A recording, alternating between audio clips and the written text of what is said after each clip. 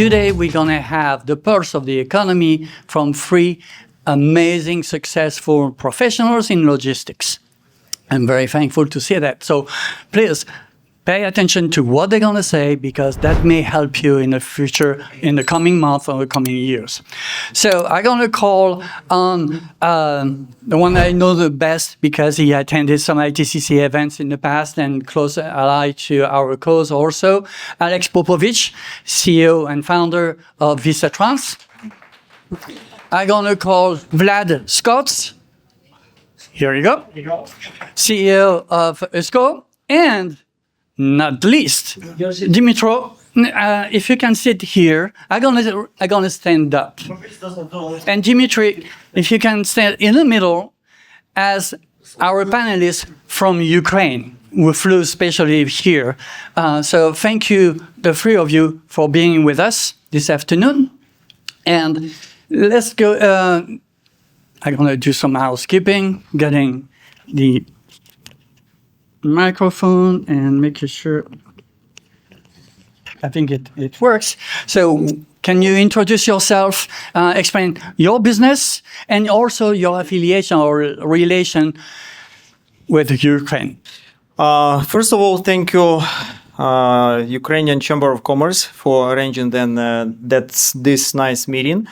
And thank you to everybody who joined us to listen, to spend your time, and maybe learn something interesting. I'm Ukrainian, and I'm in the US a little bit more than 20 years. In a business in general, 18 years in US, and trucking business, transportation business, about 15, 16 years. So that's a short background. Originally, I'm a medical doctor, and in the US, I switched to the trucking logistics side. Hello, ladies and gentlemen. Nice to see you. Thank you also for inviting me here. My name is Dmitry Savinkov. I'm one of the founder and chief commercial officer Meerland Group of company. We are from Ukraine. We are located in Ukraine and in Poland. We are not involved in day-by-day activities in USA, but watching the situation here for sure, and have some trading connections and business here as well. I started my professional career about 25 years ago. I'm originally from Mariupol. Started career there in Mariupol Trade Seaport. From 2005, I moved to Kiev, and in 2019, we started our activities in Poland, opened establishment there. Well, and still watching situation in USA. Thank you. Thank you, Dimitri. Hello, everybody. I'm Vlad Scott. I'm from California. Was born in Ukraine. Thank you very much. It's my honor to be here. Eva, Angela, thank you for this event. This event very valuable, and we appreciate that you organized this. I understand how much effort behind this, so thank you so much. Alexander was not able to make here, but I let Tatiana represent him and lead this organization. Good job. So I don't know how to introduce myself, Ukrainian and American, because I have Ukrainian heart but American mind. I was born in small village in Ukraine, farmland. We grew crops to eat, like everything like on the farmland. At the age 22, I moved here to United States with zero English, $1,000 in my pocket. My first job was here as a janitor. I cleaned up Chinese restaurant at the night, went to school to learn English. Later, I went to different job, got fired, bought book, learned how to be truck driver. I became a truck driver, drove through each 48 states. Later, I started my own company. Today, we have offices in 5 different countries. We exceed in revenue 150 million. So my story, it's American dream. It's possible to make it here, even for me, like humble guy from Ukrainian village with high school diploma. So thank you. My honor to be here. Thank you, Vlad. Absolutely. So to get into the mood, I would like to ask each of you what you see in terms of trends in the economy and in the logistics sector in terms of coming in a few months and in the coming years? Do you see positive? And obviously comparing what's happening in North America and Europe and Ukraine. Start from me. Well, you have the microphone. So I'm in logistic, and we talk about economy. We look at the logistic because logistic is heartbeat for the economy. So when we see to the United States economy, heartbeat stable. It's not booming. It's not in some crisis. It's stable. Little bit more. Buyers more conservative as last year, more pay attention to pay for reliability than lower price. When we see to the Ukrainian heartbeat in logistic, it's unstable. Sometimes it's fraudulent because in Ukraine, farmers work under sirens, traders send cargo under high risk. But it's not economy dying in Ukraine. In Ukraine, economy finding way how to survive, how to adapt, because no matter what, trade and logistics will find a way how to survive. And logistic up and down all the time. And I believe United States, we have strategy, we have scale, and Ukraine have resilience. And I'm very optimistic that both countries have very big future as they're working together in economy and logistics. Okay, thank you. My personal opinion, subjectively, we are going to crisis, all of us. I mean, if we are talking about American market, we can see falling of road freight tariffs, for example, for this year only twice, if we may consider box trucks, for example, or sales of new trucks. These are symptoms.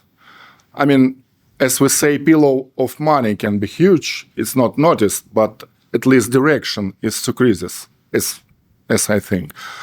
Concerning situation in Ukraine, it's absolutely correct. It's subject to survive now, too many challenges. And if we're talking to Ukraine, these are challenges like labor force, like, okay, simply constant electricity power. It's a problem for producers right now. And competences of the people, as everywhere, not only in Ukraine, in USA, same. The main subject is human factor competences. So, like that. So that's why, and other things we are not predict. I mean, situation everywhere, changing very rapidly and fast. You may see, even if you're watching, okay, political, other news, it's changing on daily basis. But if we see economical news, we may see that many changes ahead of us. Like and do you see more flows inbound or outbound, meaning going to Ukraine or coming out of Ukraine? Coming out. I mean, producers moved their factories to safe security zones, like Poland, like Czech, like nearest countries. Yes. Okay, where everybody, who is able to move. For example, not to US because USA has a huge cost, like human source, right? Labor fee is huge compared to European Union, for example. Okay. So that could be one of the main problems. Okay. Thank you. Thank you. So I would characterize that with two words. That's instability, uncertainty, and second one, that's recession. That's where U.S., at least U.S. logistics and transportation, being last 3.5 years. It started mostly in 2022 March.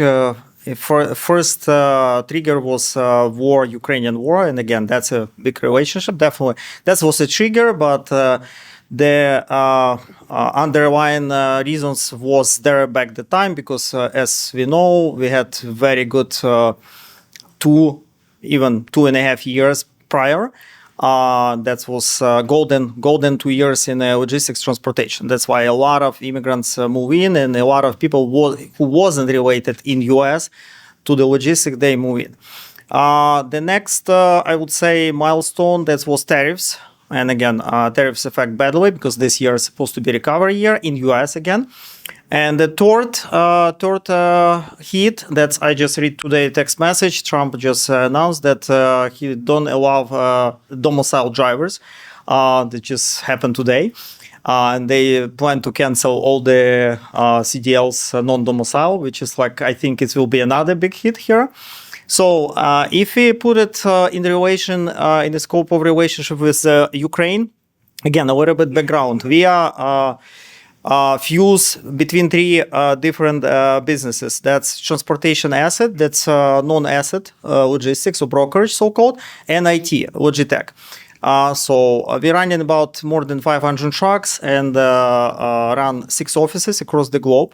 Definitely we had office in Ukraine. We started the first office in 2016, 2017 in my native town, Ivano-Frankivsk. We established technically when we opened that office, nobody knows who is dispatcher is, who is a broker is, who is any of the titles we have in the US. Nobody even knew about that. So we opened the school back the time and trained a lot of employees. So we had up to the 2022, we had 60 offices in Ivano-Frankivsk and about 60 employees in Ivano-Frankivsk and 50 in Lviv. So due to the war, we're supposed to shut it down. And that's our experience already from Ukrainian side of the logistics, yeah? Because transportations needs a lot of backup employees, and we utilize those majority of these employees in the Ukrainian side.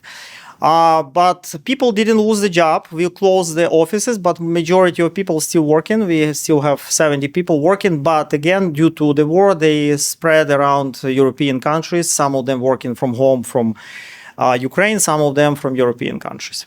But definitely in Ukraine, if we relate it to Ukraine, that's huge uncertainty. That's electricity problem, internet problem, connectivity problem, curfew problem, and again, bunch of them.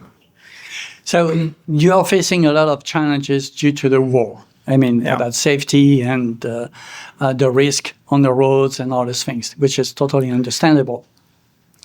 So you just presented one of the challenges, the lack of knowledge or education, technical education for some of the employees you had, and you created a school or a training course to help them.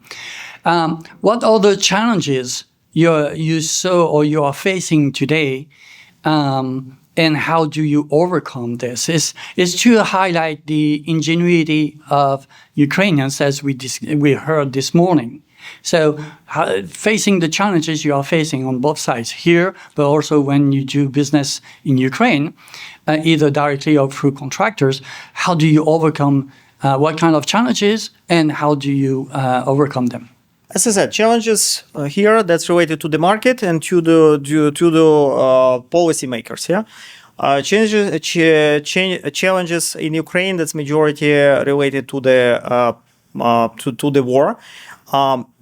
Definitely challenges flip to opportunities because a lot of people whom we employ in Ukraine, they move to US, to Canada, and due to that we open office in Canada, and a lot of those who work for us in Ukraine are working from Canadian office from Toronto.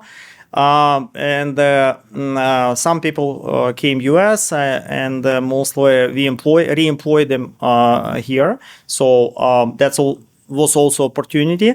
But major challenge that's interruption of the business, because like all our back office setup was related, majority I would say, was related to Ukraine. And since the war strike, we're supposed to create another 3 different offices, one in Macedonia, one in Serbia, and one in Toronto, as I said, and relocate people, like some people relocated to US, some to these backup offices, rehire people already, and retrain them. So it took us a while, I would say. Okay. Yeah. Remind us very quickly, which industry sectors are you focusing on or serving most? as I said, we touch asset side, and in asset side we cover different modes of transportation. That's different trailers, let's say, open decks, drive-ins, reefers. On a brokerage side or logistics side, we cover additional intermodal plus all these modes of transportation. And on IT side, that's a lean part of our business, that's integrative part, that's a system which we create and additions which we create to the system, which we create for ourselves. It's help us to promote the business, to expand the business, to control the business in different countries, because we operate from the back office side in the 6 countries plus US. And that's employees in different time zones, different locations, some of them working from home, so all of them should be connected. And that's what IT does for us, our system. And the IT side, that's third part. So mostly that's like major parts of our business. Okay. We don't do ocean, we don't do air. That's what we don't do. But from the ground transportation standpoint, we do comprehensively almost all type. Okay, thank you. If you can pass on the microphone. So, Dmitry, understanding that you're on the forefront of the risk on the roads in your home country, what other challenges are you facing? You mentioned briefly the shortage of skilled workers for your industry. What other challenges are you facing in Ukraine, and how do you overcome it and keep the lights on? Yeah, one of my challenges is human resources and education. Education is a key because our main product is intermodal logistic. Who doesn't know this term? It means international cargo transportation, including a few kind of transports, likewise ocean freight, road freight, air freight, road freight, and so on. So to the manager who handles such, and I may say maybe we are more niche company focused on very specific thing. For example, we may handle double purpose cargo, we may handle military cargo, including first class like artillery shells and so on. But this kind of transportation require a good package of knowledge and skill for the manager. It takes years to teach someone to have for candidate good package of knowledge to perform such kind of deliveries. So in normal time, it requires a year or 2 years because career and success in such field of logistics, it's a long story for sure.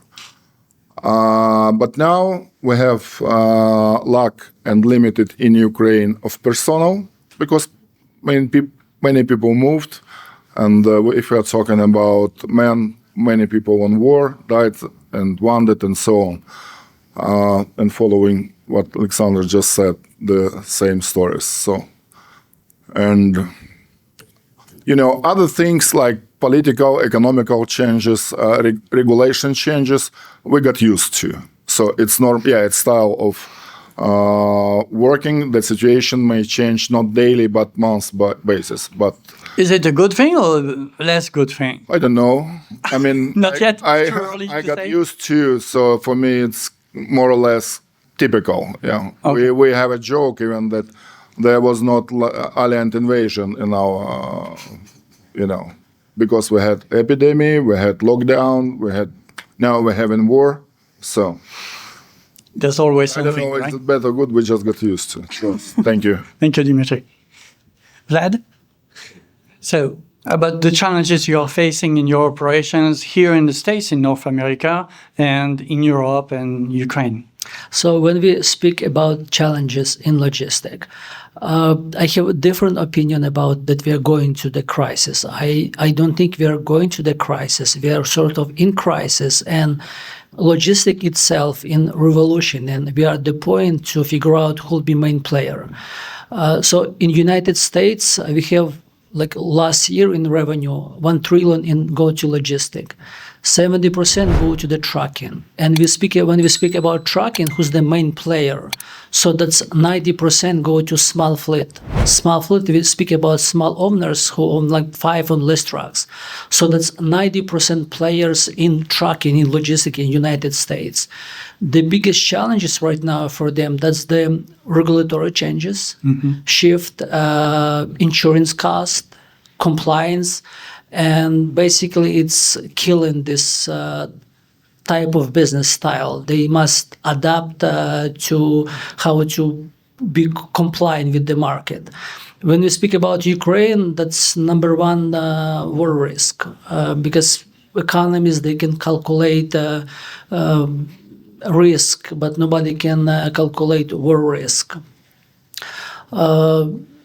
So cost in the United States, in Ukraine, that's the war risk. When we speak about our challenges, we invest over $5 million in IT sector, how to be compliant with the small fleet, how to provide them insurance policy so they can compete with the large fleet, to have fuel discount, to have policy so they can have insurance coverages and access to the capital. We work with the small fleet mostly, so we have system, and small fleet, they upload POD in system, they can receive payment within 3 hours. So this morning we heard Boris and Norman talking about technology. I would like to ask you, since IT and software and everything related to the internet is a big thing in Ukraine, how do you see innovation in logistics coming out of Ukraine eventually? Or you see innovation also sourced in Ukraine helping your business here and over there, obviously? Yeah, in general, in logistics, there's 3 simple rules: on-time delivery, clean paperwork, and clean communication. And here in United States and same in Ukraine, challenges, but discipline. So I believe if we provide all those 3 rules, we will keep customer, we will make a profit, and we will have a sleep. For the Ukraine today, when they're entering United States market, let's say, they are in a very risky position because they cannot afford to have one mistake. If they made one mistake, they can lose the customer. And especially with all this regulation, the tariffs are for them extremely important to have a proper trade advisor. You're in trade industry and you see what is big mess. So today we have historically probably the largest amount of problems than we ever in history since Second World War II. So we speak about 2 countries. For the Ukraine, important to have a strategy because in Ukraine, business built more on relationship when people know each other. In United States, different, more like a system in place, compliance, onboarding. And when we merge all those Ukrainian resilience, Ukrainian connection, and American scale, how we can overcome. But logistic always will be here because if trucks slow down, economy slow down. If truck stops, economy stops. Logistic always will find a way how to exist and trade itself. Wow, that's well said. Thank you. Dimitri, I'm going to continue to pass on to you. I'd like you to expand and share with the audience part of the story we discussed together preparing this panel. That is the explanation at the custom, the difference between the EU or /US customs system and the Ukrainian system or lack of system. Can you explain briefly what we would consider as potential corruption, which is not so much corruption, but based on the system with the free government entities managing the goods going through custom? Well, but my opinion will be based on rumors for sure, right? Yep. Well, it's still, there's no smoke without fire. Non-official, based on rumors, for sure.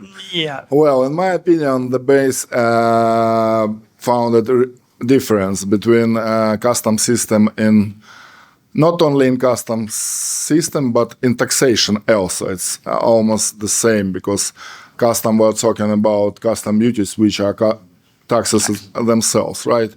The main issue that you can, if you find mistake, you may prove it if time already passed, you are going through your papers and found that you did something wrong, you can amend it, you may correct it, and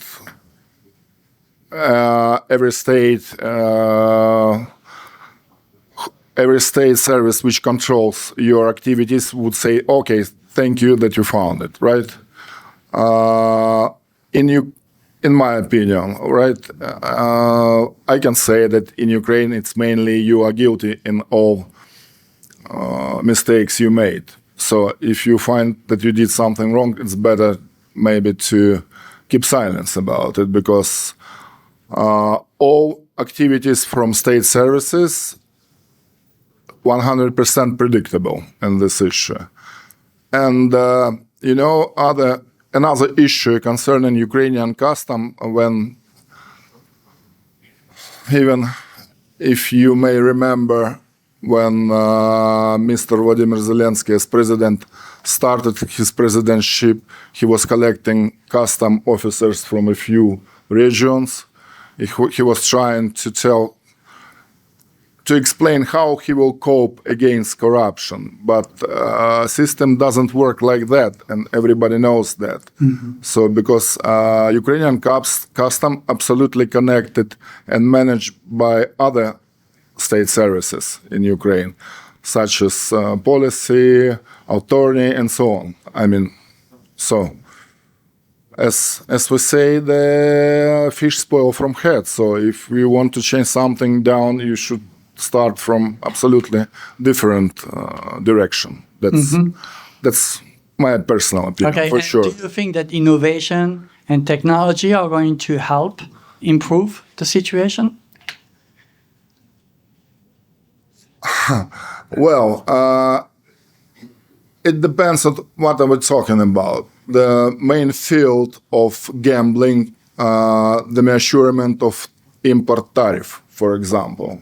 So we have now automatic estimation of custom risks, but for sure it works. It works for European Union. It would working for Ukraine also. For example, in the United Kingdom, you may amend, you may check, you may not present any original docs and whatever. Mm-hmm. And the European Union also, if you are talking about for custom bonded warehouse, it's just a line on the floor. Yes, it is. But in Ukraine, this should be a wall with, so many things subject to change for sure, but it should be changed. It started not from custom itself. It should change it from custom rules and regulation. Because, for example, in Ukrainian accounting system, we still have act of executed works, the document which not exist in European Union, in USA, in anywhere. And now new government just changed something. I was not following, but you can do anything trying to change custom itself. Mm-hmm. It should be whole picture. Yeah, I believe that 3 or 5 years ago, maybe a little bit before the COVID, the EU set up a working group to help the Ukrainian government in preparing the changes of regulations and structure and all these things. So I think that there's some support is behind the scene, quiet and just far from the media and from the light. But I think that there is something deep under preparation. Well, there were a few of them. The most successful was during President Mr. Yanukovych, because Chief of Custom in Ukraine at that time created a system to estimate custom import risks and tariffs and make a selection by group of goods, consumer goods for sure. Okay, the purpose was completely different than state authorities, but it's still working. It's not changed. Okay, so change is possible. Yes. That's good. Thank you. Alex, so So I know you're pro-technology, so I can't wait to hear. okay, Tech. yeah. I probably combine because you ask a little bit adjusted question, Dmitry. To add to that answer, I believe the problem not in innovation in Ukraine, because in Ukrainians and IT field in Ukraine well developed. The government system well developed. Let's say Prozoro, that was a system for bidding. They have a comprehensive system where like all the registration, action kind of, which in place for years, I know, and it doesn't help. And again, I would say the US, it's not the most advanced country in terms of technology. We should accept it. I live in Canada. Canada even more behind US. Definitely government agencies, they're pretty well advanced. But business-wise, they are still paper-based and flag-based. And that was 3 years ago. So, the question about vertical and horizontal corruption. So, we talk about it's going from the head, but Ukrainians should also look on the horizontal corruption. That's a small favors, which happening everywhere, there. And that's where it should start, because whatever government will be, whatever system will be, it's not gonna be beatable until culturally will be some changes like happening in the minds of regular people, That's answer for Ukraine. Again, coming back to IT, innovation and all that, as I said, Ukraine very advanced in development field. Our technology and our backup developers, majority was in Ukraine. Currently, we have position in our operation, kind of project management person on a regular operational field, on a regular operational side. This person, Ukrainian, she came from IT, from Ukrainian IT, and we adjust her for change management inside of the company. Because of what we figure out that this project management specialists, they are very handy to fine-tune the company and set up processes and set up the project-based organization. That's what we do, even in the transportation business. The same time, if we apply that to our organization, yes, innovation is very important. We innovate in the 3 directions. That's operational innovation, that's banking or finance innovation, finance management innovation, and IT innovation. As I told you about IT, we pretty advanced in whatever we develop from our side, plus we searching on the market. We constantly search on the market what is interesting, and we investing in some startups, we invest in some products, and we buying out some products. So in our industry, plus in outside. So we invest in the startups, and we also co-found VC fund Dnipro, maybe you know Nova Ukraine, Nick Bilogorsky. He established non-profit organization Nova Ukraine, plus he established this VC fund Ukrainian, they just closed last year. And they invest in AI-driven, Ukrainian-based startups. So, but again, I have dual feeling. We just talked yesterday, and they offer us to test 2 AI startups. Because if that's related to logistics, they send to us to check it, and what we figure out that this hype with AI doesn't work in our industry, so at all, almost at all. So technically, we check maybe 20 different startups in different fields, applications, and it doesn't work. We cannot replace human factor in our industry. Okay, so lesson to learn this afternoon: no AI in logistics. So I don't say that's not going to happen in a year, maybe 2, but for now it doesn't work for us. Okay, at least maybe a little bit in non-asset base. So technically, I'm in the middle. I'm pro technology. I believe in that, but still cautious. yeah, you should have a cautious approach always. Dimitri? Yeah, absolutely. Just following Alexander, I would say that I started my career 20 years ago as a port operator. It was the person who had a huge quality of papers for each cargo and moving through the services in port, signing documents. So this profession doesn't exist anymore. Why? Okay, innovation exists somewhere for sure. In our industry, it could optimize such kind of backside services, such like fast quotation, like status of cargo movement and whatever, maybe working with some huge massive of data. But I think it goes, let's say, painfully slow, and maybe the transformation of business will be then in few years. The people who is handling operation issues will handling customer service or sales responsibilities for the clients. Some routine, typical day-by-day job will go automatically. Okay. So, sorry, no good news for today. Yeah. Okay. Thank you. Before we turn to the audience for questions, I'd like to ask each of you to tell me, what do you see in next year and the next, let's say, 3 years? You say growth or no growth or stagnant? And are you planning on hiring? Absolutely. Definitely grow. And to answer on these questions, I respectfully a little bit disagree about AI and IT stuff. I think, when I started this business in the United States, we used to use like fax machines, all this manual work. There was no text messages. When I was truck drivers, was only flip phone there. When internet came, like everything like changed here. And with the today technology, AI itself, I believe if businesses won't find proper algorithm how to use for businesses, they will be out of business probably in 5 years plus, because operation costs, it's as of today very expensive. In logistics, when we speak about the small fleet, like a lot of manual work and operation costs, it's truly very expensive. And company who won't implement this AI, IT stuff, they basically will be out of business because it will be very hard to compete.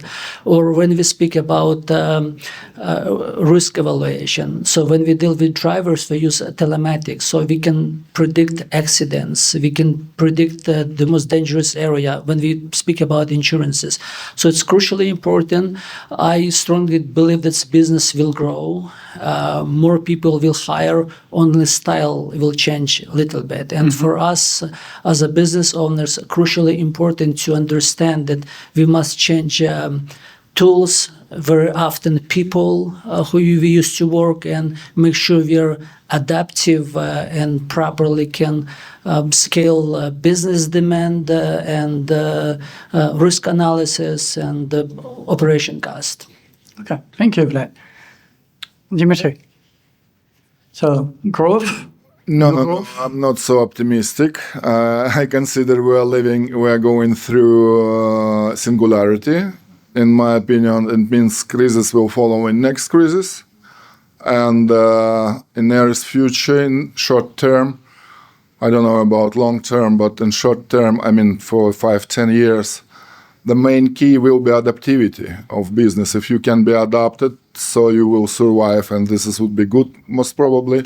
If not, so no good scenarios for that. Well, I think that I can speak for the audience. We all wish an end to the war very soon, sure, so yes. that you can put this behind you and rebuild. As soon as war will be over, I hope we all will be busy with the rebuild of Ukraine. It will take next 5 years, so we will forget about crisis for this kind of period. It's going to take a generation or two to rebuild. Yeah. So, Alex? That's depend on a I would say asset or not asset mode. And again, depend within assets, what type of mode. I believe it will be next year. It should not believe. I see statistics. I see what's happening. The growth is supposed to happen this year, but due to tariffs, it didn't happen. It's supposed to be 10% growth at the beginning. All the statistics predicted, and the beginning of the year was very strong. Now it's huge uncertainty, but at the same time, inventory depleting. So whatever is used, let's say, whatever is mostly majority is sold in stores, it's old inventory. Because in US, Louis, they keep even more than half a year of inventory. Inventory will be depleted by the end of the year, and next the president should decide, does he want tariffs or no. And if tariffs, and a lot of people believe that tariffs finally will be eliminated, but even if no, still they should recover the inventory. So assets already lives under very heavy duty pressure, I would say, cost pressure. And a lot of asset-based companies just bankrupted. What I read statistics, first 2 quarters was huge negatives for public companies in the asset base in US. So okay. they're not gonna burn money forever. So definitely a lot of companies shrink the fleets, get out of the business, all that. This side effect of initial side effect of COVID, post-COVID trauma, I would call, when it was huge spike upward. Now downward, slowly but surely should be recovered. So the question about assets, it should be recovery. Brokerage will start suffer because we own both sides, because they are bidding on a current bidding cycle, and usually bidding happening every half a year or a year, and they'll once spot market start raising, the broker marginality will drop drastically. That might be bad pressure for brokers for next year. Okay. Yeah. All right. So now we're going to turn on to you, dear audience, and open the floor for questions. Yes. Please introduce yourself and ask your question as short as possible. Oh, I'm not sure if it's going to be possible to go. Okay, so my name is Olga Tsventarna. I am translate interpreter at Self-Reliance Association and an adult educator at Wilbur Wright College. I want to add a little bit to the remark of Alexander Popovich about the change that needs to be done by the people about the corruption, like starting from the middle class, probably, yes, from the this layer of the society. I'd like to admit that there was already several attempts to do that. And it started in the year of 2004, when there was a whole revolution, the so-called Orange Revolution, where Ukrainian people went out and stood in the cold weather, just demanding their votes to be counted in the proper way, for the democratic president to be elected, for the economist to be elected. We were really hopeful, and we were trying to do that change. Then when Yanukovych decided to turn away to Russia and create another union with Russia, then there was another revolution, and people sacrificed their lives to make this change, to keep the democracy in the country. So I don't think it's fair just to blame everything on people, like they are reluctant to do something. No, they're not. Now those people, and they are about 30% according to the Stanley Milgram experiment, if you're aware of this one, the psychologist who discovered that under any political circumstances in any country, in any society, approximately 30% of people are ready to be resistant to do something that they don't want to do. And the rest, 70%, will follow the authority no matter what.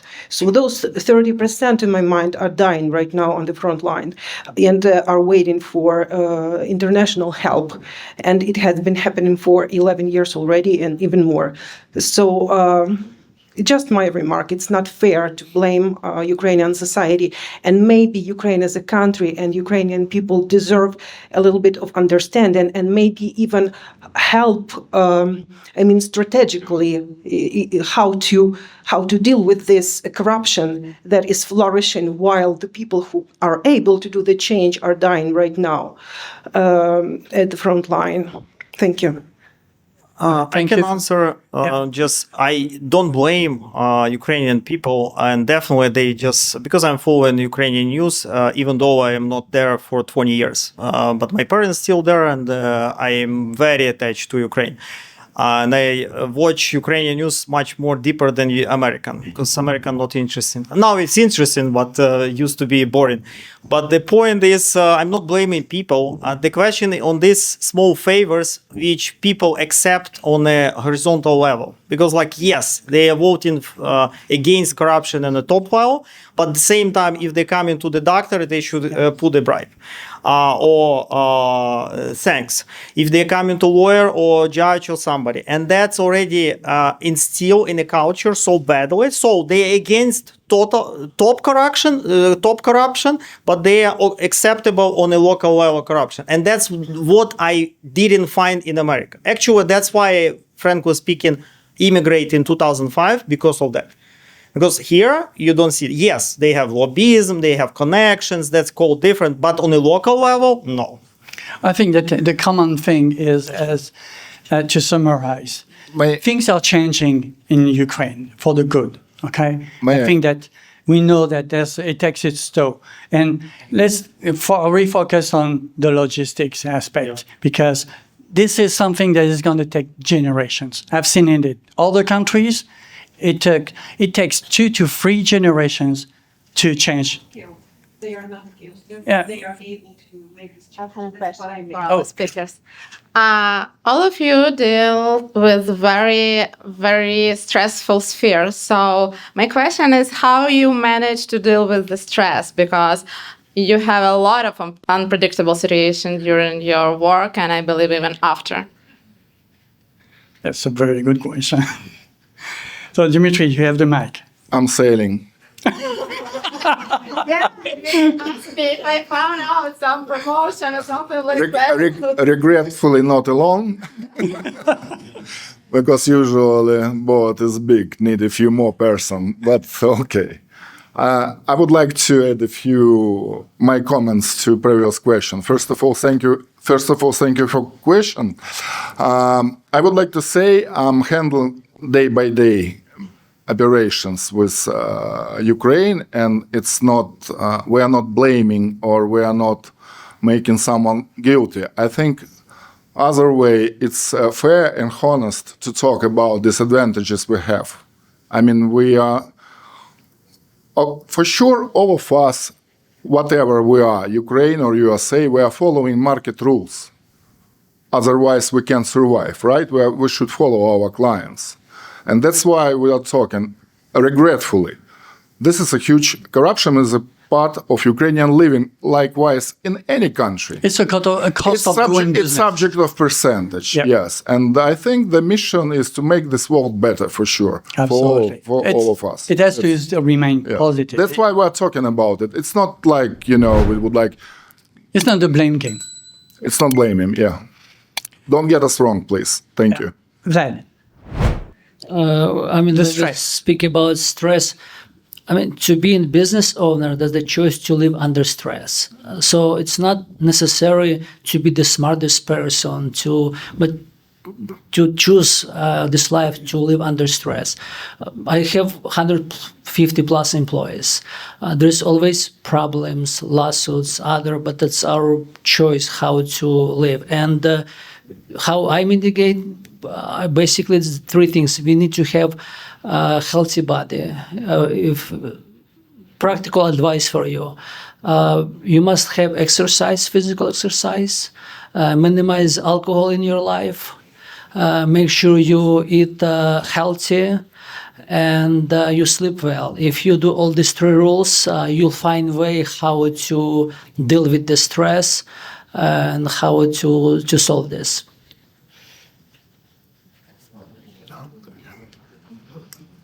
Completely agree with Vlad. As a medical doctor, I'm actually a heart surgeon by trade, so can completely prove his concept.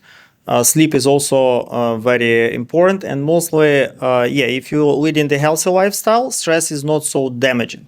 Stress is damaging in combination with the rest of the unhealthy factors.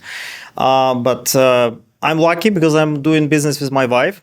She's the president. I'm CEO of the company. And in a tough situation, we just sit together and discuss the problems. And no, she's a realist. I'm optimist, but she's never she doesn't have this kind of bad mentality. Oh, everything fell. Like she always reasonable, and we can discuss it and manage quickly. You have problems at home. Plus, if you run in the business no, we don't have that. So, but if you run the business for a certain number of the years, you understand that it's sometimes, and that's happened, critical moments, but ultimately you can recover from that. Ultimately, you can manage and get to the point. I think that I had a couple of moments when I thought that's done. Okay, I'm done with that, all of this. But as Vlad said, it's part of the job. Yeah, and When that's you sign up for this, And frankly speaking, I majority of my life I'm in the logistics business. I used to be in a little bit in construction in the US, but I touch different areas because logistics got to the certain point that I decide, okay, let's move a different direction. Let's touch different businesses, and every business has different problems. What I figure out. And every time I will say, look, logistics not as bad as I thought, and transportation, it's still good. Now we're dealing with the construction business because we're building a new terminal. And seriously, I told myself, never have I built anything. So, any other question? Please? Don't be shy. No? Nothing? Okay, so I will ask you each to give us a kind of word of wisdom moving forward, and maybe a piece of advice to especially the young Ukrainians, and some of them are certainly entrepreneurs. And Vlad, do you want to hear? Just want to say thank you. It's my honor to be in here.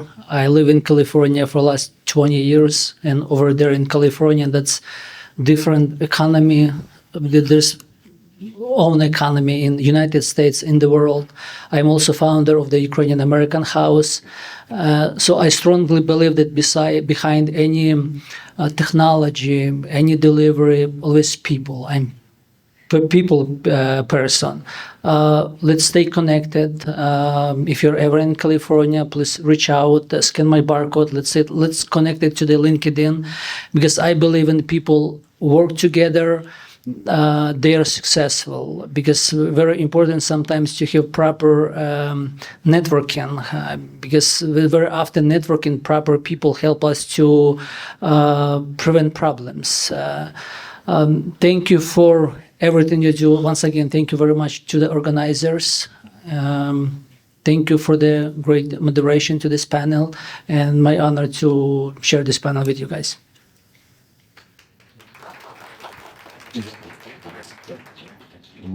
Thank you for this panel, for discussion, to colleagues, to all of you for listening us. Well, and I'm not going to be too pathetic, but just my advice to everybody to remember that darkness hours always before the light. Thank you. Thank you again. It was a pleasure to talk to everybody. And from my background, again, I agree with the previous panel. It was a lot of reasonable things, advices. Definitely, Ukrainians has a lot of positive traits, but a lot of negative when they come into US. Definitely, what I found myself, I was too shy at the beginning, too reserved, I would say. That's why I decided to, after I did my medical degree, I decided to do a business degree here, just to prove Americans that I should play on a level. And when I mostly was in a business school, I realized that I was on the top of the class by running fully trucking company. So I was employed 100% and study 100%. And I was still on the top of the class. And I was thinking, come on, like and majority of my American counterparts, they dropped the job. They just took the loans and they was only studying 2 years. I was studying 3 years, but I established company and I got my diploma. So that's a problem of I believe a lot of Ukrainians who come in, they think they underestimate themselves. Definitely, you should promote yourself. You shouldn't underestimate yourself. Because we can compete big time with any nation, big time. That's I believe because I went through that path. Yep. Ukrainians have a lot of resilience, creativity, and that's very strong part. But as I said, underestimation, not knowing how to promote yourself, what is valuable in the US, promote what you create, maybe even don't create, but you already promoting. That's what nobody taught us. Maybe our generation, maybe a new generation, they are more savvy with that. But again, it's everything is possible, definitely. In Canada, in America, in any country, in any immigration, but it should be passion and it should be perseverance, stamina. Because like definitely bad time happening and you should overcome that. So God bless Ukraine and Ukrainian people and army. Thank you so much. So I'm very honored to have such a panel with you guys, entrepreneurs, and representing the spirit of Ukraine on being shy. As European, I've been in these shoes. It's not good to talk to strangers. In Europe, you don't talk to strangers, and you don't ask for help or for a tip. Forget about this. This is America, guys. I'm going to tell you, I've been helping for over 20 years people in transition. Okay? They know it's the basis of networking. As long as you're enjoying yourself, either talking about passion, as Alex said, okay, or being a professional, like Vlad said, you can talk to anybody. Any professional in the US, unless they are jerks, and there are some, okay? No, but nothing is perfect, right? But please don't forget, don't be shy to approach someone, introduce yourself, and enjoy. Smile and be open. That's the name of the game. Networking. That's all the doors are open. So without further ado, thank you so much. Safe travels. Okay. I hope to have the opportunity to see you again next year. Okay. Eva, we need to have another event next year, right? Thank you so much for being here and for the next panel as well.